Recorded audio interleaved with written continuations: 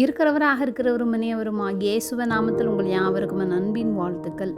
நான் இஸ்ரவேலுக்கு பனியைப் போல் இருப்பேன். ஓசியா 14:5 நான் இஸ்ரவேலுக்கு பனியைப் போல் இருப்பேன். அவன் லீலி புஷ்பத்தைப் போல் மலருவான், லீபனோனைப் போல வேரூன்றி நிற்பான். இமயமலை பகுதிகளில், வெளிநாடுகளில் குளிர்காலத்தில் வீடுகள், மரங்கள், சாலைகள் எல்லாம் வெள்ளையாக மூடப்பட்டிருப்பதே பனியாகும். பனி கீழே விழும்போது சத்தம் இருக்காது, அவசரமாகவும் இறங்காது, மிக மெதுவாக அனைத்தையும் மூடும். அதுபோன்றுதான் இஸ்ரவேல் ஜனங்கள் தங்களுடைய எல்லா அக்கிரமத்தையும் நீக்கும் என்று விண்ணப்பம் பண்ணும்போது கர்த்தர் அவர்களுடைய சீர்கேட்டை குணப்படுத்துவேன் என்றும் அவர்களுடைய பின்மாற்றத்தை சீர்படுத்துவதாகவும் வாக்கு பண்ணுகிறார்.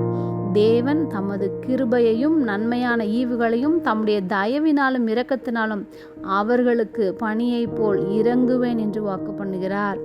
இன்று நம்முடைய வாழ்க்கையில் அவருடைய அன்பு, அரவணைப்பு, ஆறுதல், அவருடைய ஆற்றல் மிக்க செயல்கள் யாவுமே பனி போன்று இறங்குகின்றது.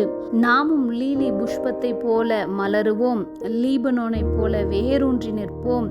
தேவன் நம்மையும் பிரயோஜனமுள்ள விருட்சங்களாக மாற்றுவார். தேவனுடைய சமாதானம் இன்று நம் மனதில் பனி போல இறங்கும்.